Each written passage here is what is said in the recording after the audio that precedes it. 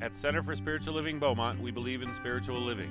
Above all else, it is a philosophy that teaches us how to think and not what to think. We invite everyone to practice this philosophy by living in principle.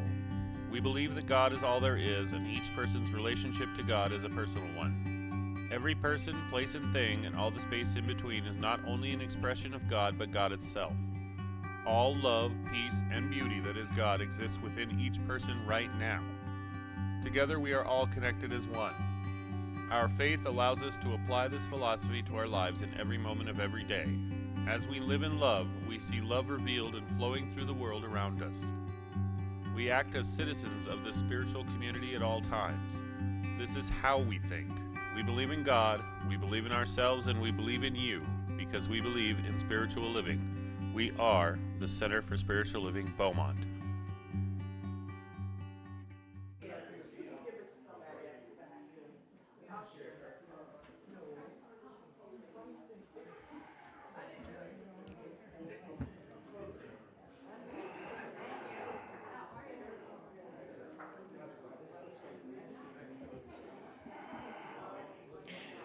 Good morning, CSLB family.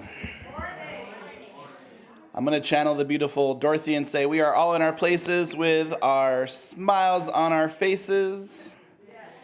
It is a beautiful Sunday. Thank you for choosing to join us here in person or online. If this is your first time here, back by the clock, there are some blue visitor packets if you'd like to know a little bit more about us. After service, we're having fellowship and some food. I hear a rumor that there's some awesome watermelon, so celebrating the 4th of July, so please consider staying after service. Please take a moment and make sure that you have silenced your cell phone, please.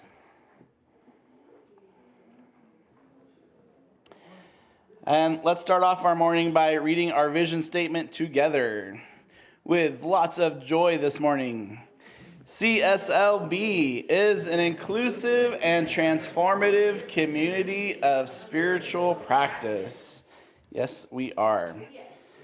And we're going to have our opening song this morning, so I encourage you to clap and sing along and bring the joy this morning.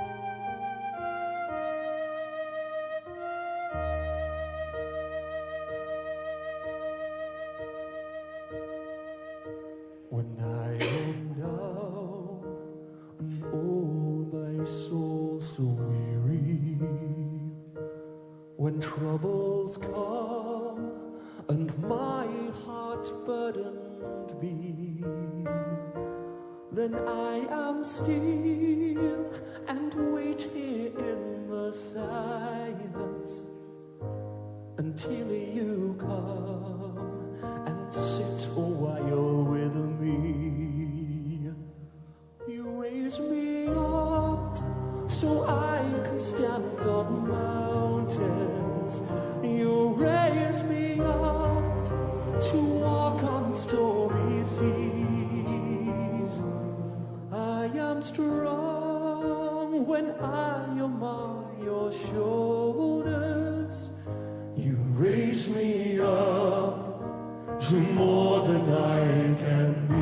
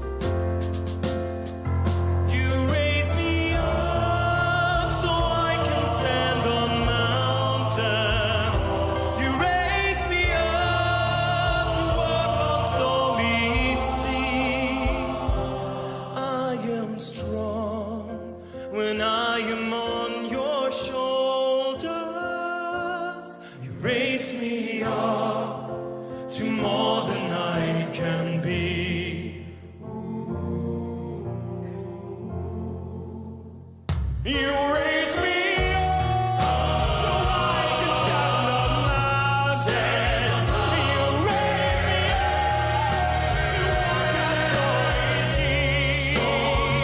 Well, I am strong when I am on your shoulders. You raise me up to more than I can be. You raise me up so I can stand on mountains. You raise me up to walk on stormy seas.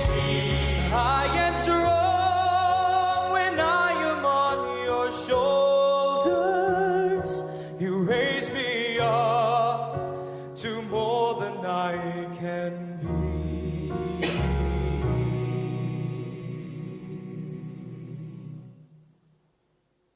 You raise me up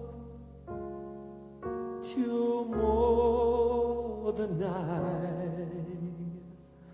can be.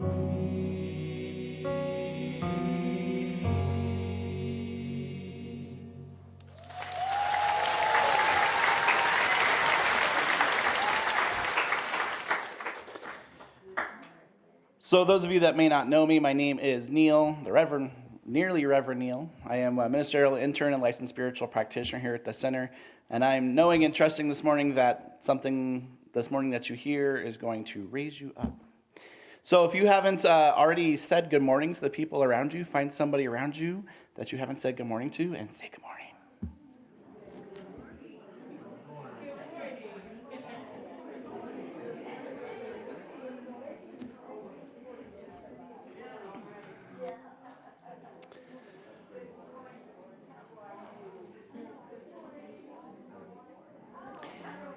If you're online, make sure you join the chat on YouTube and say good morning. Let us know where you're watching from.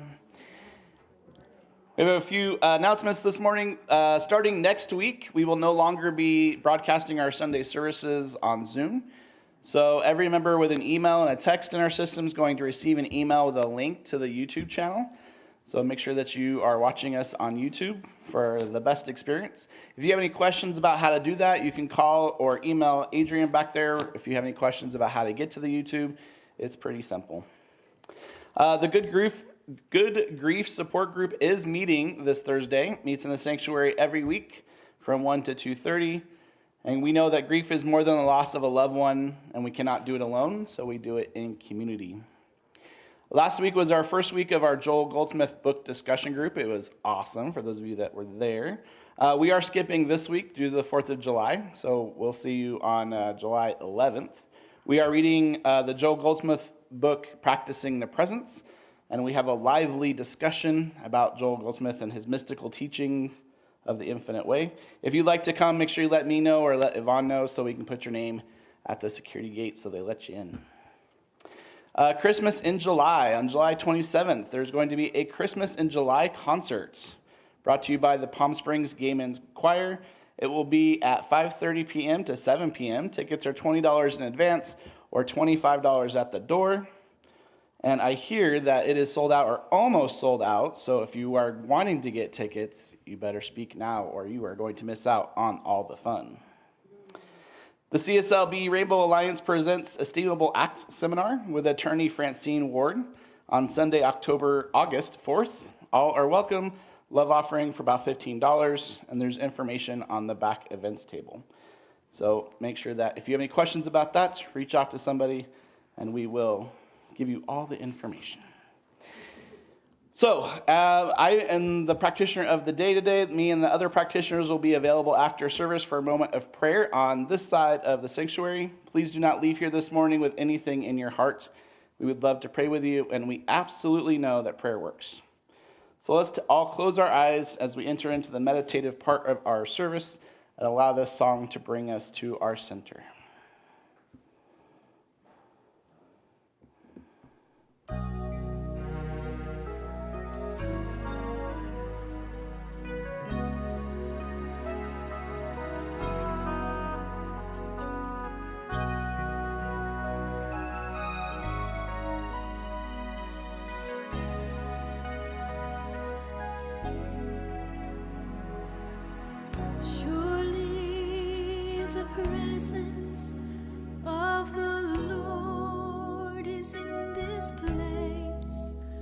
I can feel his mighty power and his grace. I can hear the brush of angels' wings. I see glory on each face. Surely the presence of the Lord is in this place. In the midst of his children, the Lord said he would be. It doesn't take very many. It can be just 2 or 3. And I feel the same sweet spirit that I felt oft times before. Surely I can say that I've been with the Lord. Surely the presence of the Lord is in this place. I can feel his mighty power and his grace. I can hear the brush of angels' wings. I see glory on each face. Surely the presence of the Lord is in this place.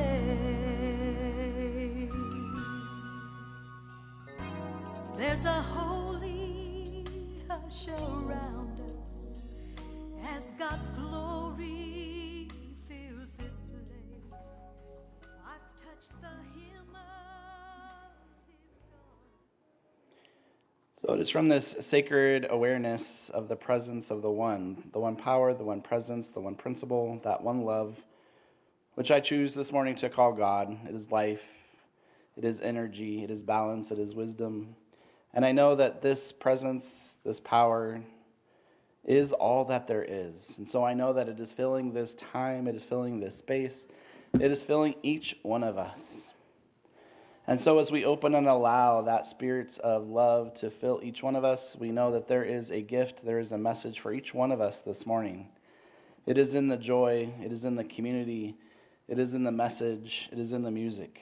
Whatever that gift is for you this morning, I know that it is available to you.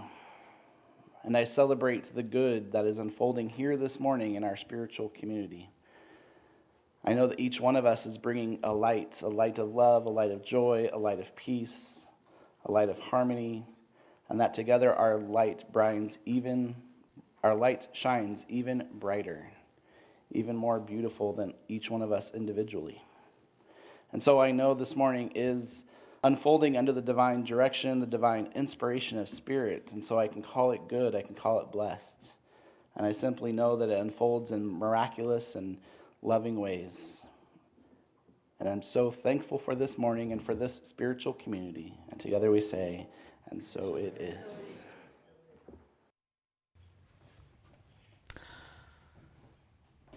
So I've been contemplating this week, trying to silence the noise of the week. For myself, there was a lot of noise this week, a lot of static, a lot of uncertainty, and a lot of not knowing what I wanted to allow in and what I wanted to filter out. And so this week, this music, I decided I wanted kind of a softer service today. Not the rah-rah-ray and the dancing in the aisles that we often do. And I thought, so Spirit, guide me to something a little softer. And Yvonne came in and she said, well, how's it going? And I said, it's good. We're going to have more fundamental music today and more fundamental service. And she said, not too fundamental. We're not that kind of a church. So and being present with all of the energy of this week, and we all got to be present with it the way we chose to be present with it. I went back to Scripture, and we studied a book in ministerial school, and I know Neil studied it as well. It was called The Sacred and the Profane. And it was about that sacred space of the heart, that sacred space of the soul, that sacred space of the sanctity of a spiritual community. And in that book, he talked about it's always our choice to set boundaries, to set a boundary of the threshold of the doors of this community. And Neil and I were talking a little bit before service, and I emailed him at 6:30 this morning to give him a heads up. I thought he was practitioner today. I said, it's going to be a quieter service, I think. And I emailed him the music links so he could listen to them. And he emailed back early in the morning, and he said, I always like a more contemplative service. So Neil gave me a thumbs up on that it's okay. You don't always have to be jumping around and being really loud. And so it came to me in the concept of the sacred and the profane. These are spaces we create within ourselves. They're not sacred in heaven and profane in hell. Those are in our teaching, those are states of consciousness. The only place there is the now. And the now of right here and now is where we find our joy. It's where we find our laughter. It's where we find our presence with Spirit, not in the here and after, but in the here and now. That's our teaching. And so this came to me this week.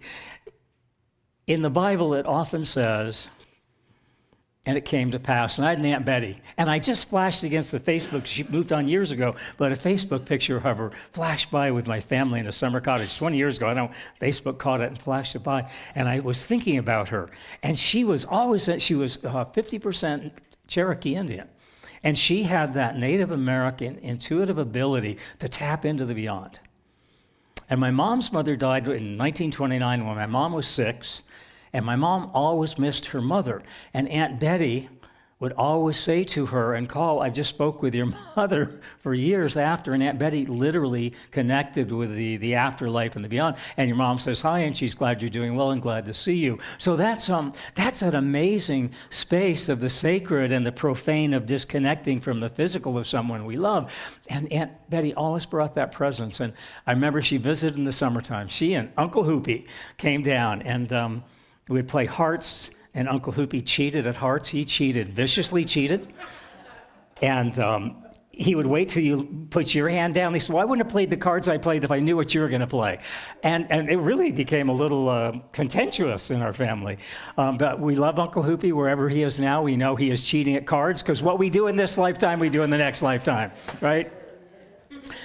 But I was thinking of Aunt Betty, and I always walk in the kitchen in the morning, up early, and she was marvelous at cutting grapefruit. She was from Florida. They lived in Florida and came up to New York and visited. And she could section a grapefruit, a fresh grapefruit, amazing. Get all of the fruit out in that section. And so she was there cutting grapefruits up for everybody, and she would always come over and give me a kiss on my head. And she would say, today is the day the Lord has made. Rejoice and be glad. And in our Science of Mind teaching, we would say, today is the day the law has made. We don't use the word Lord. You can incorporate whatever you want, but we speak in terms of the law. And the law is that space through which all of our energy filters, the spiritual energy filters, in through the level of the law. The law always says yes to our every request, and then from the law it flows down into physical manifestation. So I was thinking about this week, and in the Bible, in the sacred and the profane, it often says, and it came to pass, but it never says, and it came to stay. So this week, when I was just working on being present with all that was going on, all the noise, all the change, all the shifts, I came to remember something Raymond Charles Barker said. We're teaching his class, Powering Your Decisions. We've got a couple more weeks to go. And Raymond Charles Barker always said this. I got to be with him the night of his transition. He gave a talk at Palm Desert CSL. CSLs do a lot of good stuff. You hang around here, you're going to have a lot of memories to think back on. Some great people you'll meet along the way. And Raymond Charles Barker always said, yesterday ended last night. Your choice. Your choice. Yesterday ended last night. And today is a beautiful new morning. And so in this beautiful new morning, which in our teaching is one with all mornings, all sunrises, all sunsets, all one, I am knowing in this place beyond knowing. And I am in this space of knowing beyond all spaces. And I'm in the grace. This morning I was in the grace at 4:30 of knowing beyond the goodness of all graces, beyond the goodness of any grace you've ever experienced. Because the grace we've experienced up to now is just not handling what's going on. So we go further into grace. And at CSL Worldwide, and we are, and at CSL Beaumont, and we are, and to our CSL love streamers online, we're so glad you're joining us. I always like to remind myself, so I remind myself by reminding you, and that way I remind myself as one with you, that in CSL, we are possibilitarians. Whatever's going on in the world, we are possibilitarians who live each day and each breath and each heartbeat and each morning in the I am, that I am, that I am of the possible. And together I invite us to say, and so it is. And so this is a teaching of possibilities, of knowing that anything that appears as a problem is really a champagne possibility unfolding. Any problem, we haven't quite taken the cork off of the problem and let it unfold into a champagne possibility. We're having multiple champagne. When that's the illusion, everything's real. This is real. This is not an illusion.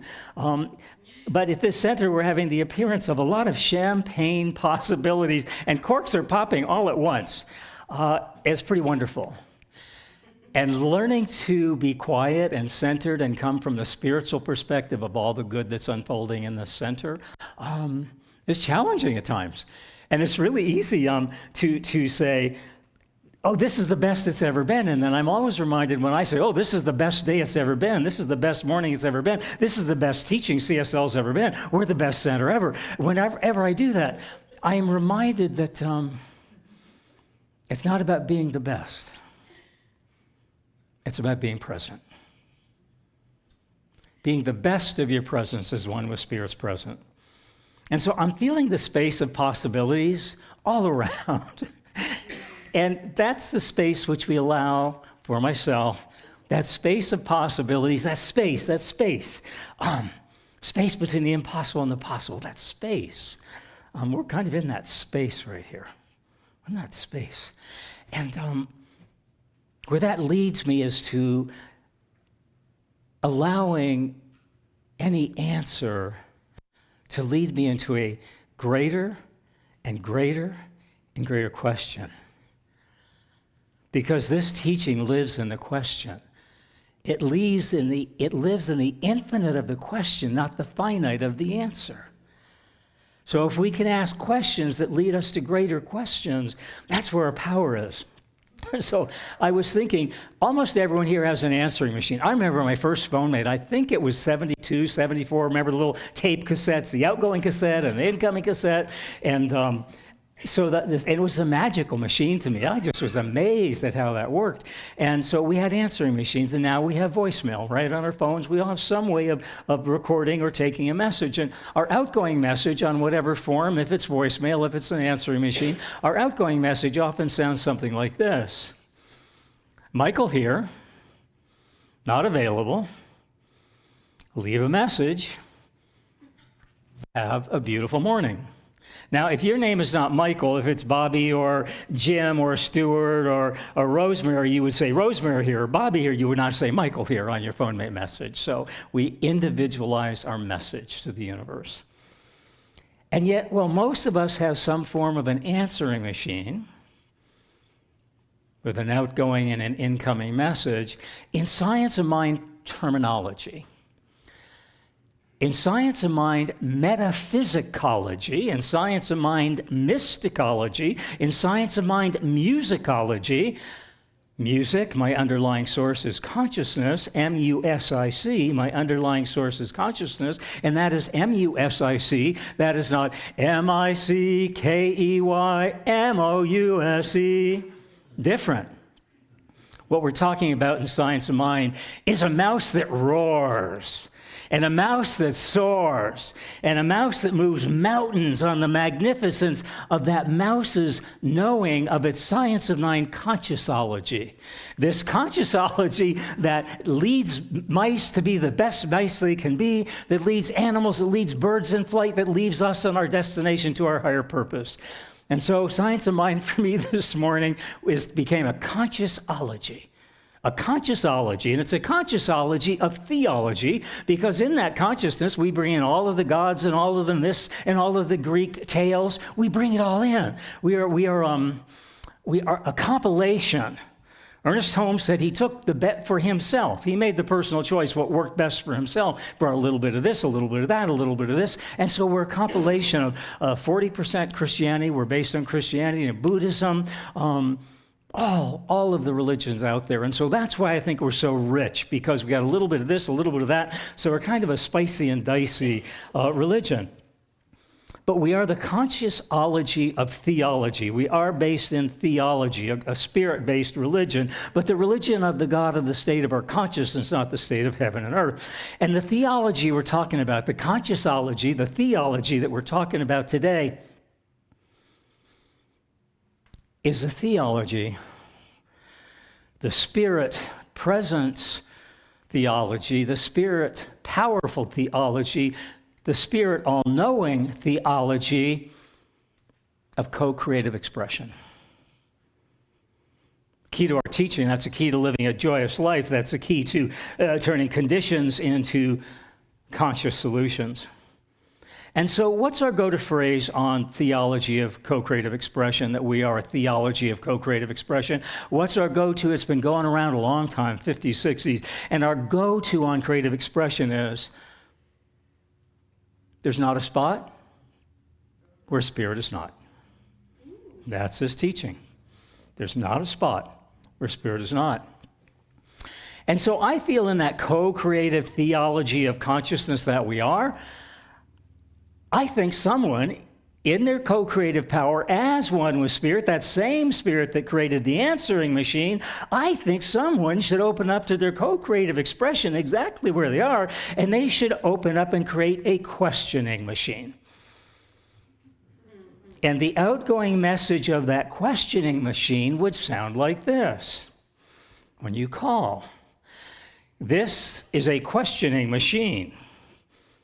Who are you? And what do you want? Now that might seem a little trivial to you, but many people come to earth. We all came to earth by our power of choice to be here right here now. And people often say, why am I still here? I actually ask myself that many times this week. Why am I still here? And because if you're still here, you haven't filled your higher purpose that you came here to fulfill and create. You haven't yet fulfilled your higher purpose. However you filled, however satisfied, however creative, you haven't yet filled your highest creative purpose. And when you complete that, you will have the choice of moving on in ease and peace and grace. And so Carl Jung said this: most people who come to earth never ask themselves the questions, who am I? Who am I? Who am I really? Not my job description, not my bank account, not my physical appearance, not my age. Who am I? Who am I? And what do I want? What do I want? Carl Jung says this. He says, first, you must realize you're asleep before you can wake up. Before you can wake up to who you truly are. And he suggests that as we wake up to who we truly are, we come to realize in that oneness of spirit and that unity of consciousness and that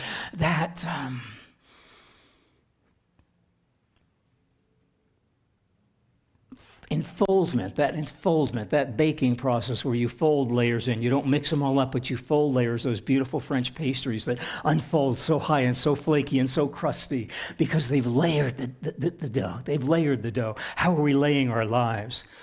But he says that as you come to that layering of this consciousness that you are, and you allow that energy, sort of that energy of that aroma of beautiful French pastries unfolding, and all of that, just it unfolds layer by layer, and it just fills an entire environment, and it changes the consciousness of that space. And so Carl Jung says, as you come to that layered consciousness within you, and you allow spirit to rise through all of those layers. You rise with the layers, right? Joy rising, spirit rising. And as you come to allow that, you come to realize that you are the presence of spirit. You are the oneness of spirit. You are the allness of spirit. And in that allness, in that place, in this spot where God is not, a space where God is not, you come to realize how powerful you are. Oh, what concept. So here's some tears and here's some energy for me this week. I've been going through the last couple of weeks of believing I was giving away my power. And in the last few days, I claimed it all back. And in claiming back the fullness of my power, I didn't take anybody else's power away. Can't do it. Same universe we're all tapping into. I can't take your power because it's the same unlimited universe. I claimed back my power this week. It's amazing. It's amazing. Stand in your power. And Carl Jung says when we stand in our power, you no longer tell your problems how big they are. You tell your problems how big your spirit is. And the problems become possibilities. And as we live those possibilities by standing in the absolute presence of our individual power, our individual expression of spirit, boy, do champagne corks go all over the place.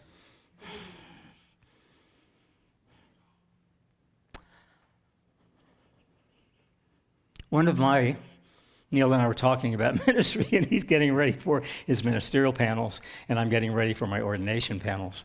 And I was sharing with Neil that one of the questions they're going to ask is, what is your ministry about? I wasn't really clear on my first panel. That was part of what went on. So they invited me to take a year off, and then COVID a year and a half off, and decide what I wanted to do and be. But I always knew I wanted to be a minister, and Spirit knew they wanted me to be a minister for this time. I don't know what's next. There's some other adventure. And one of my dreams has been to get CSL centers to talk to each other. I was at a CSL center, Ross and I, for over 8 years. I was there 10, 12, Ross and I, 8, 9 together. The ministers of those two centers in neighboring towns wouldn't talk to each other for almost 10 years. And I thought, how can this be? Not right, not wrong. Not right, not wrong. But one of my visions, perhaps born of that, was that we would unite CSL centers, and we're doing the Christmas in July concert. And I got on the phone this week, and I called the centers that I've been at, and I'm standing in my power. And Rainbow Alliance is important. Ross and I were part of starting it at Palm Desert along with Kate Ullman. And then we set the foundation at Palm Springs, and then we set the foundation at Apple Valley, and now we're setting the foundation for it to be part of our community. 4 centers that we planted the seeds of Rainbow Alliance as being all-inclusive part of a community are going to be here at the Christmas concert. Boy, when you stand in your power, and to be able to honor all the team leaders that are keeping this going and expanding this consciousness, in a very difficult week in the world, I found some very great possibilities opening up in my life. Set your vision, see your vision, and live your vision. You know, in truth, we stop speaking in terms of the terminology of problems.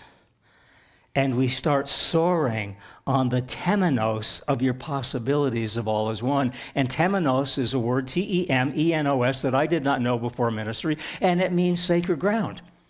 Right? Sacred and profane. The noisy, profane world outside and the sacred world in here that we're creating. And temenos is standing in the absolute groundedness of your possibilities. It's an amazing solidity there and solidarity there and solemnity there. And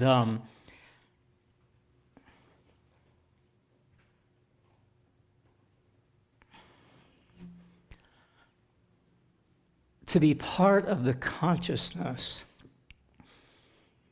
that in my own small way is moving in the direction of creating a world for everyone is pretty amazing. I want you to know out there and in here, each one of you, by being here today, by supporting this center today, by experiencing the joy of the growth of this center, each one of you are bringing your own creative expression. Each one of you, by being here today, are standing in your temenos of your groundedness. You are standing in the temenos of your power, and you are creating a world of possibility instead of focusing on a world of problems. We're an amazing group of people here today. We're an amazing group of people, and on our board, we have differences. And we can say whatever we want to say at a board meeting, and we discuss it, and we talk about it, and we try to come to clarity and consensus and commitment. It's really amazing when you're in the safe space of being able to be who you are and express what's on your heart. T.S. Eliot calls us, this is his wake-up call, right? You can't wake up if you don't know you're asleep, and T.S. Eliot says what we call the beginning is often the end. And to make an end is to make a new beginning. The end is where we start from. It doesn't matter how slowly you go as long as you do not stop. It seemed this week I know for myself, and if I know it for myself and I'm one with you, then I know for everyone in this room. Were we starting new beginnings? Were we coming to the end? What's going on out there? And it's about letting go of that and coming into the ground is the energy of who we are and knowing that there are no beginnings and no ends at all. And I had a friend from Apple Valley, and her father always, with green light ahead, he'd be driving, and she'd be with him, and her father drove her crazy. But remember, nobody can drive you crazy unless you give them the keys, right? But her father drove her crazy because he would anticipate a green light going yellow, right? Most of us anticipate a yellow going red, and are we going to go through it? Are we safe to go through it or not? Well, he would be at a green light and drive so slowly that it would turn yellow. See, I told you it was going to turn yellow, then it's red, and he stops. Every other car is going through the intersection. He stops. You do this every light. You just won't go. You're the last car, you get stopped. And he said to her, and I love it, and that's this teaching, and that's T.S. Eliot, and that's what's going on in the world today. And he said to her, yeah, but don't you see, I'm the first person at the next green light.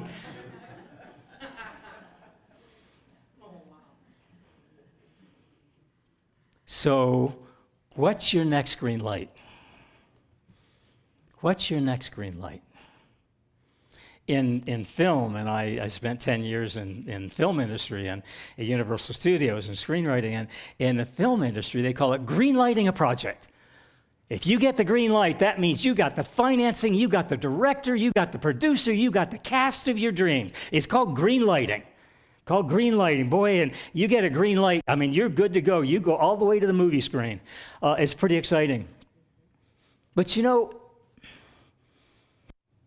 movie scripts and the world of movies and the world of politics and the world of our life as we live it and the world of science and religion and mysticology and mysticism and metaphysics, all of that, none of it comes really with an instruction manual.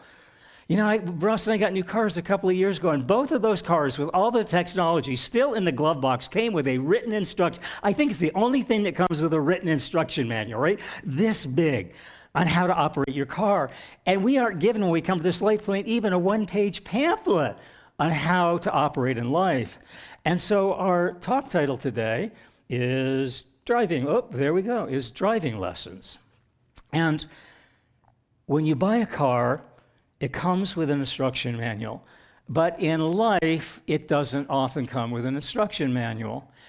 And so sometimes our driving lessons can become life lessons. Ross and I both, we'll take a round of applause on this. We are in our 70s, and we both passed our driving exam tests. Yay! Ross did better than I did. I think he missed one. I think he missed one on the exam. I think I missed 3, but I was good. And so we just passed our tests, and yet what the driving test doesn't tell us about life. You can pass that driving test, but what it doesn't tell us about life is that you can go all the way across this country in the dark at night on your low beams or your high beams. How many people know how far your low beams should shine? Anybody? 150 to 200 feet. More than that, it'd be too bright. And how far do your high beams show? 350 to 400 feet. That's on the exam. If you're getting ready to take your exam, take notes on that. But it doesn't matter whether you're on your high beams or your low beams. If you will trust that the end of the point where your headlights shine, 200 feet low beams, 350 feet high beams, and you can see that, if you will drive to the end of where you can see, and then you can see another 350 feet. And if you will drive to that 350 feet, you will see another, and you will make it all the way across the country in the dark. And if you can trust that Scripture states the lamps unto our feet, there are lamps unto our feet. And if you can trust that there are lamps unto your feet that will guide every step of your journey wherever you go. Scripture states it. I believe it. So you can go as far as you can go a little bit at a time. Go to the edge of the known. And when you move to the edge of the known, and then there's this unknown, move forward and move into the next unknown, and the next unknown, and the next unknown. That's where Spirit lives, in this unknowingness. And so Ernest Holmes says this about, well, I wrote this, but I don't think he said this. So Ernest Holmes shares this about driving tests, driving lessons, and life lessons. But he does say this about life lessons. Begin where you are. It would be unscientific to begin anywhere else. Synchronicity, Chuck was loading slides this morning, and Adrian said, well, get an Ernest Holmes quote. You might want an Ernest Holmes quote. And guess what? Chuck goes to the internet, and guess what quote is highlighted? Begin where you are. It'd be unscientific. I said, that's in my talk, unscientific to begin anywhere else. I said, well, that's good. That's in my talk. So what I want you to know, if you cried yourself to sleep last night, after a week like this, whoa, you were not alone. If the dream you've always dreamed hasn't yet found its way to come true, and if the love in and of your life hasn't always felt like it's been true blue, do not stop. Keep moving. Keep growing. Keep knowing. Spirit never stops. Spirit never gives up. Spirit never gives in. Spirit never says no. Spirit says yes to our every request. Spirit says yes to our every request. And I invite you to say that with me. Spirit says yes to our every request. Know this, when you feel you're down to nothing, know that Spirit's up to everything. Spirit's up and at 'em to something. My mom used to say, get up and at 'em. No, it's 6:15, you're going to miss the school bus. I don't want to get up. Up and at 'em. Spirit's up and at 'em to something very, very special. And that something very, very special is you. And so, our talk theme, don't give up your keys. Do not give up your keys, because no one can drive you crazy unless you give them the keys. Trying to be somebody else's version of normal will drive you crazy. Noticed? How many of us at some point in our life, I would say all of us at many points of our lives, have tried to be somebody else's vision of normal? How's that working for you? How's that working for you? Life is not about being normal. Normal is a setting on your dryer. There is no normal There is no old normal. There is no new normal. And there is no now normal. There is no normal. You are not normal. Have you noticed? Look around this room. This is not a room of normal people. This is not a room of normal people, right? Thank you, Spirit. Thank you for this day, Spirit. Thank you for this day. Normal is not the mindset you want to go through life with. Look, we all want to go through life with a prayer set. In this teaching, we want to go through life with a prayer set that creates a reset of our mindset to all things as possible. And all things are possible to those who believe. Prayer does not change spirit. Prayer changes us. But prayer only changes us to the degree of our willingness for us to stop praying the prayer and start letting the prayer pray you. It's a profound shift in consciousness. I don't know how many prayers you've spoken this lifetime in silence, in words.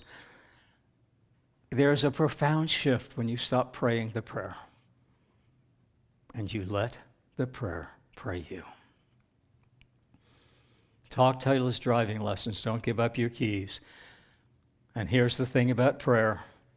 Prayer is not a spare tire that you pull out of the trunk when you're in trouble. Prayer is something to use as your steering wheel that keeps you on the right path throughout all of your life. Prayer is not a spare tire. Prayer is a steering wheel. And so, Ross, if you want to begin here. Oprah Winfrey talks about the keys of consciousness, and that's our Science of Mind principle today, the keys of consciousness. And Oprah Winfrey is someone who has learned her driving lessons. Oprah Winfrey has learned not to give up her keys to anybody, and Oprah Winfrey has learned about the keys of consciousness. Oprah Winfrey, I believe, is at the place of letting the prayer pray her. Oprah Winfrey has learned that the prayer set becomes our reset of the mindset of all things is possible. And so if we can run our clip.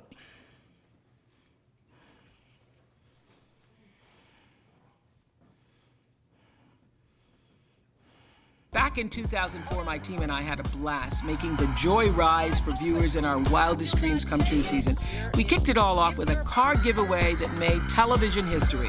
The build-up to that surprise that day was almost more than I could handle. I love this moment so much. This is the moment I love. Someone in this audience still has the chance to go home with a brand new, fully loaded Pontiac G6.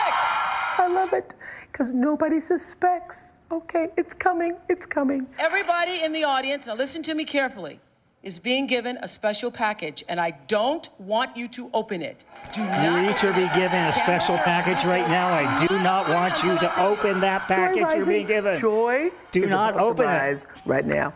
Does everybody have a box? All right. Inside one of these boxes is a key. Do not open it yet. Do not open your box yet. Okay, everybody listen up. Here is the deal. If your box has a key, you will be the last person today to get one of those cute little G6s. Okay? Who will it be?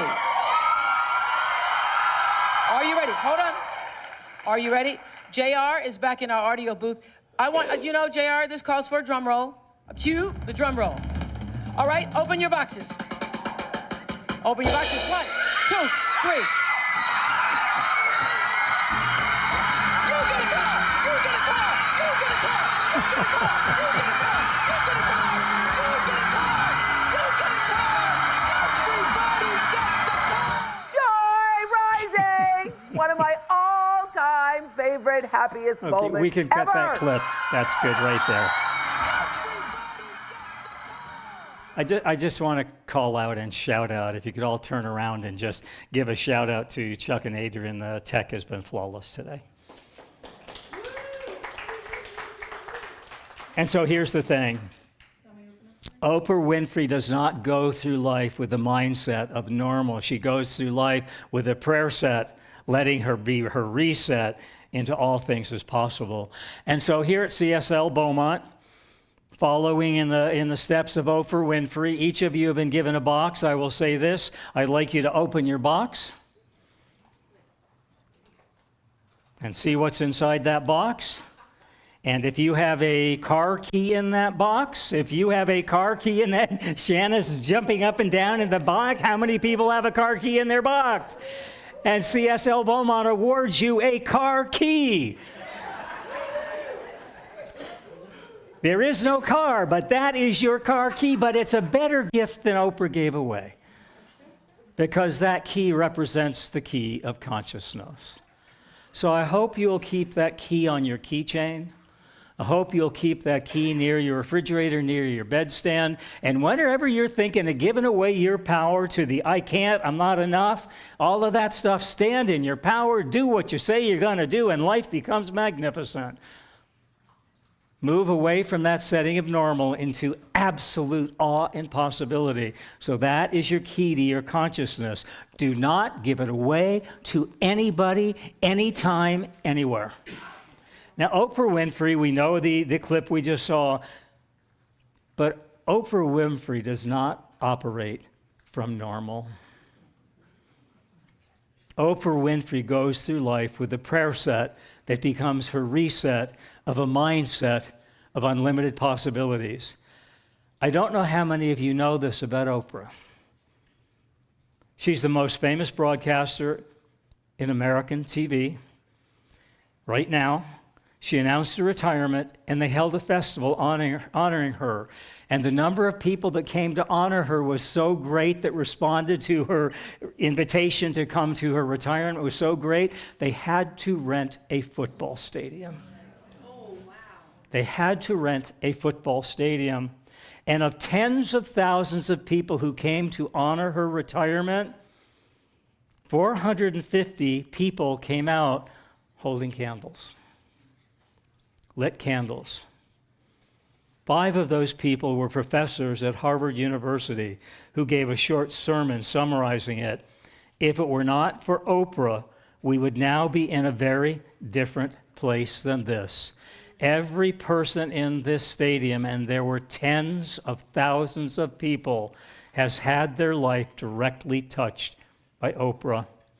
She supported these people for over 25 years, paid their college tuition, paid their car payment, paid their mortgage payment.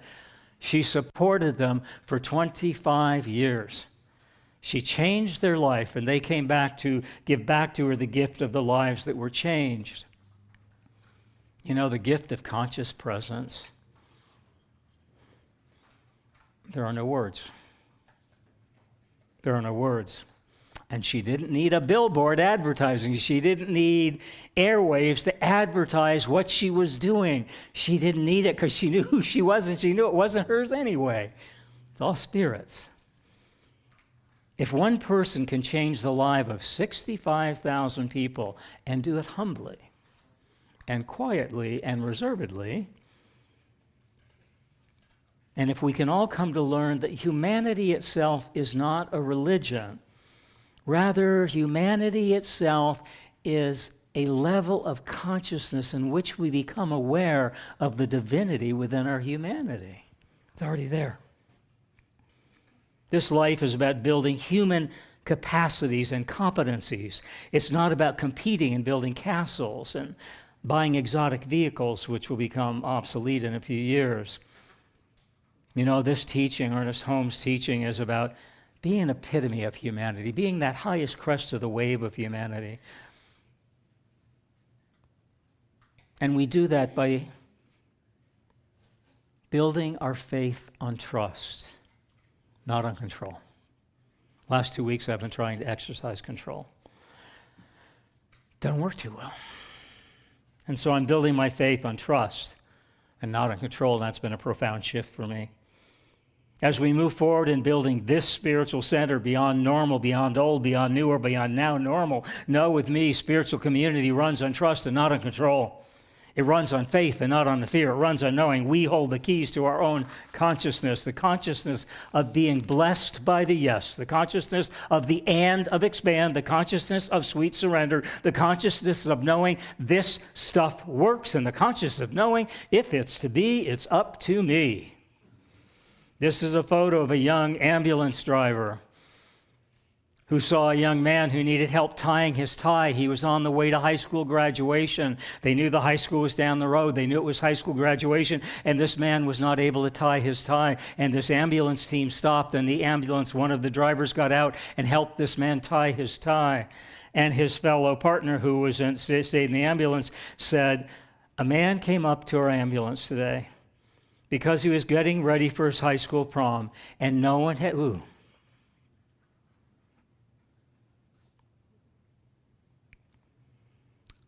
And no one had ever shown him how to tie a tie. He said, "My heart was so full watching my partner step in to help him out." This is what life's all about. You don't have to have 65,000 people come to a stadium of the lives you've changed. We change our lives one decision, one thought, one heart at a time. You know, funny, isn't it? When you get older, you realize what a remarkable life you've had. I've had a remarkable life. What's even amazing, it's not over yet. I've had a remarkable life. And so, when it was time for me to have driving lessons in Connecticut, you got your license at age 15 because it was a farming state. And the kids had to get licenses to drive their tractors for the family farm fields back in 1920 and 1930, and they've changed the law now, but I got my license when I was 15. It was called, sunrise to sunset. You could only drive in the daytime till 15 and a half. You'd had no accidents, so your parents signed off, you got your full license. And so before my parents signed off, I had my daytime license, and I've shared this story, but it really worked into this talk. This teaching is not about winning or losing. It's about steering your car in the direction you want to go. And you steer your car by using prayer as your steering wheel. And so one of my lessons before I got my full-time license was this movie Winning, Paul Newman, Joanne Woodward, and Robert Wagner. And I had this great privilege of spending a year with those three people in an acting class. And one day, Joanne Woodward is going to narrate a film for me. I've mentioned I've gone to her home. She got delayed by 30, 40 minutes. She called and Paul said, "Well, Joanne's 30, 40 minutes late." And we were sitting there in June in Connecticut, and a car carrier truck pulls up in their driveway. Big car carrier truck. And off that truck rolls a brand new Corvette convertible. Brand new, gifted to him by General Motors, because if people see Paul Newman driving a Corvette, they're going to sell a lot of Corvettes. And if he drove GM products in his films. And so I was sitting there, and Paul said, "Well, we have 30 or 4 minutes. Would you like to go to a ride in the Corvette?" He said, "I'm dying to take it out." And so Paul Newman and I went for a ride in his Corvette, and we were talking, and I've said before, I was just so praying that somebody I knew would see me, and nobody saw me. You know, it's like, please, let somebody see me. And so here's a photo from our acting class. We got to spend a year every Saturday for a year. Remarkable mentors. And Paul Newman said to me, and he was into racing then at Lime Rock Racing, and he said to me, "You know the thing about racing, you know the thing about a high-powered vehicle, and the more powerful it is, the more this lesson applies. You always steer the car in the direction you want to go. If you're in a skid or a spin on the track, and you're looking at the skid or the spin, you're going to stay in the skid or the spin, and the more powerful your engine, the more powerful your consciousness." I said that, he didn't. "The more powerful your consciousness, steer in the direction you want your life to go, because you will pull out of any tailspin, no matter how powerful it is, and you will recenter that energy, you will refocus that energy, you will reignite that energy in the direction of your purpose and your passion and your reason for being." Paul Newman, Driving Lessons for Life. Steer the car in the direction you want to go, and don't look at the direction it's going. Don't look at the direction your life's going, because if you steer it in a direction of higher purpose and higher cause and higher consciousness, and you don't give away your keys to anybody, you're going to come to and experience a life of remarkable and resilient possibility. So this week I invite us to be blessed by the yes. Our talk title was Driving Lessons. Our talk theme was don't give up your keys. You got your keys of consciousness. Don't give it to anybody. And we have one more. Don't give up your keys. Okay, don't give up your keys. And then the last one was, if it's to be, it's up to me. And then this one we're looking at, what matters most is how you see yourself. So use prayer as your steering wheel to steer your life into the vision of the life you want to see, because that's how this stuff works. This is not a teaching of MSU making stuff up. This is not a teaching of MSU making stuff up. This is a teaching that works, and it's a teaching that works when you let it work you. You know, we like to say in Science of Mind is the university of adversity. And the university of adversity is the adversity of transformation. So this week I invite each one of us, bless yourself. Bless yourself to be blessed by the yes. This week I invite you to explore the and of expand. This week I invite each of us open to the sweet surrender of the infinite love light of the one. And remember, as Paul Newman shared with me on that now memory ride through the countryside of Connecticut, it's not about winning or losing. It's about steering the car of your consciousness in the direction you want it to go. The best steering wheel I know is prayer. Use prayer as your steering wheel, not your spare tire. Be well. Stay conscious. Namaste. If no one today has told you that they love you, I love you. And if you haven't yet told yourself today that you love you, why haven't you? And so ends our talk. Thank you. Thank you. And so driving with prayer, right? We do an after prayer talk. Always seems to me there should be the after talk song and then the prayer, but we do the prayer. And so know that we hold our own driving wheel of consciousness. And in that driving wheel of consciousness, it's like our car. You know, you can't move that steering wheel if the engine isn't on, right? You got to use that key or that fob, and I like to see FOB, your electronic fob, as faith on board. You cannot steer any car until the engine is running, because right with power steering, it's like frozen. You can't do it. You got to turn the car on, and we turn the car on, and we turn consciousness on so that steering wheel, we can change any direction we want to go. And we do that by turning on the engine so we have power. And the engine of this teaching is consciousness. And the power of that consciousness is the power of presence and purpose and passion. What a gift. Wow. What a gift. And so knowing in this moment and letting prayer guide this prayer and letting this prayer fall away to the prayer praying each of us, I invite us to go into a moment of silence.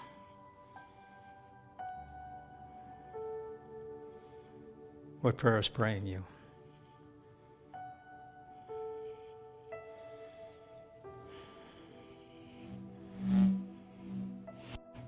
What prayer is praying you?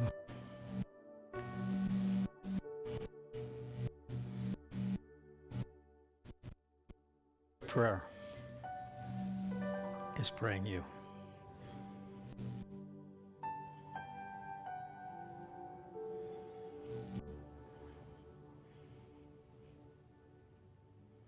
And together I invite us to say, and so it is.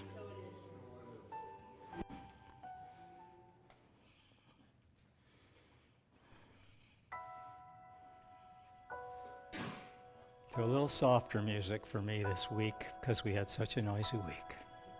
I hope you found some silence here today. Some days we forget to look around us. Some days we can't see the joy that surrounds us. So caught up inside ourselves, we take when we should give. So for tonight we pray for what we know can be, and on this day we hope for what we still can't see. It's up to us to be the change, and even though we all can still do more, there's so much to be thankful for. Look beyond ourselves, there's so much sorrow. It's way too late to say, I'll cry tomorrow. Each of us must find our truth. We're so long overdue. So for tonight we pray for what we know can be, and every day we hope for what we still can't see. It's up to us to be the change, and even though we all can still do more, there's so much to be thankful for. Even with our differences, there is a place we're all connected. Each of us can find each other's light.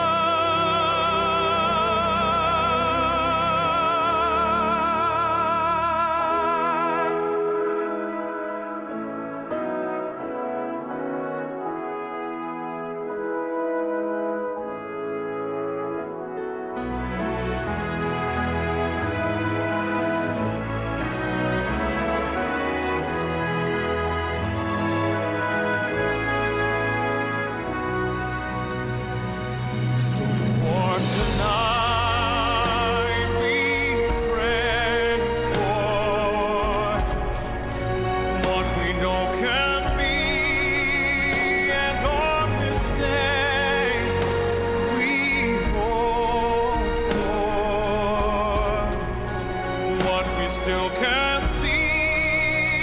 It's up to us to be the change, and even though this world needs so much more,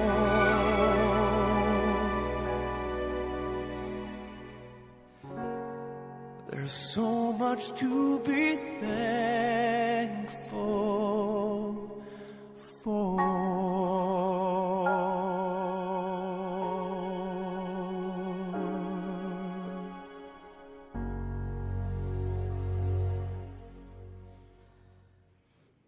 And so I'm knowing in this sacred space, to the degree that we were able to co-create it together today, that we go into that silence of eternity. I call it the echo of eternity.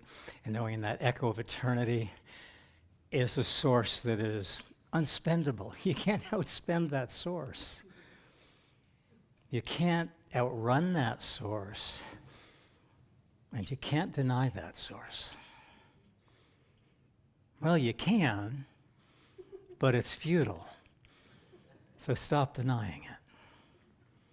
Stop denying who you are. Stop denying who you are. And so it's our time of conscious giving. And I invite us to read this together. I give and receive freely and generously with an open heart and an open mind. The universe responds to me in kind. I know that my beloved community is richly blessed, and so it is, and if the ushers will come forward. I missed that beat. The usher's supposed to come forward while we read that, so we're almost there. We just almost there. And so if you are one of our love streamers online, we are so grateful for your presence, for your being here today. And we invite you to give via text. You can text GIVE to 951-420-6909. Or you can go to our website, cslbeaumont.org. Or you can use snail mail and send us a check to 803 Maple Avenue, Beaumont, California. So no, it's all circulation. It's all consciousness. You can't outspend spirit. And credit card. Marcia's saying we have a new credit card machine, so you can use credit or debit cards. So if you want to use your credit or debit cards, see Marcia. We just got that working about a month ago. Gratitude within me, gratitude all around me. It's our gratitude song. I'm so grateful. I'm so grateful. I'm so grateful. I'm so grateful. I'm so grateful. I'm so grateful. I'm so grateful. I'm so grateful. Gratitude before me, gratitude behind me, gratitude to the left of me, gratitude to the right of me, gratitude above me, gratitude below me, gratitude within me, gratitude all around me. I'm so grateful. I'm so grateful. I'm so grateful. And so before we circle up, and we'll circle up and sing our way out in a minute, but let's just take a minute. And each person, I mean, as you feel a few people, just shout out what you're grateful for today. I'm grateful for life. Thank you, life. What are you grateful for? Life. I'm grateful for love. Love, grateful for love. Family, grateful for family. Friends and family. The universe. See how this expands? The and of expand. The and of expand, all of the universe, right? All of the universe. So let's circle up. If you're new, if it's your first day, we circle up. If you're not comfortable, you can remain seated or just do a namaste. But if you're comfortable, we hold hands, we circle up. Let me get you around this way. There we go. And so here's something so cool. Being in the present moment, as I walked around this sanctuary, there are people in this sanctuary who have already put their key of consciousness on their. That's amazing. On the necklace or the Necklace, yes, and you're wearing. It's amazing. You're wearing your key of consciousness. So that's amazing. I was going to put it on my keychain. I was like, nah, it's better than that. It got to go on my necklace. Got to go on the necklace, not on the keychain. So that's your key of consciousness. So here we go. This is our peace song.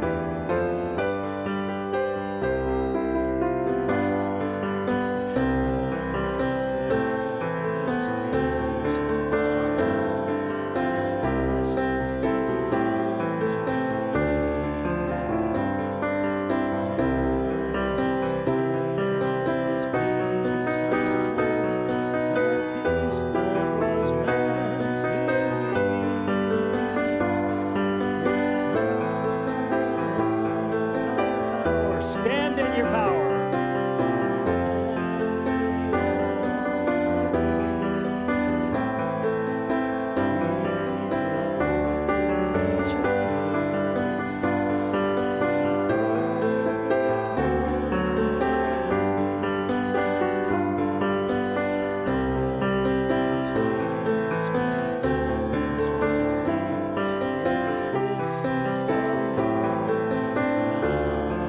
Right now.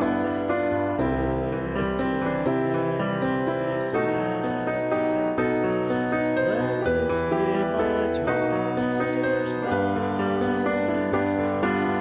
Take each moment and live each moment in peace eternal.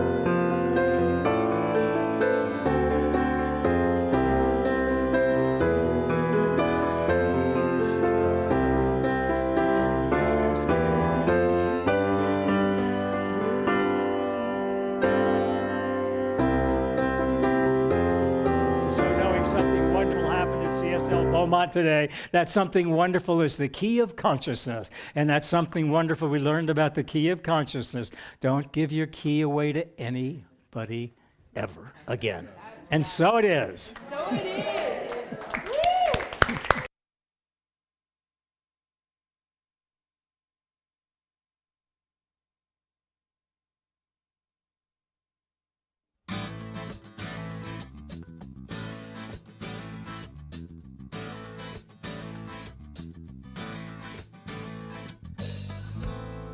Grateful for your tenderness.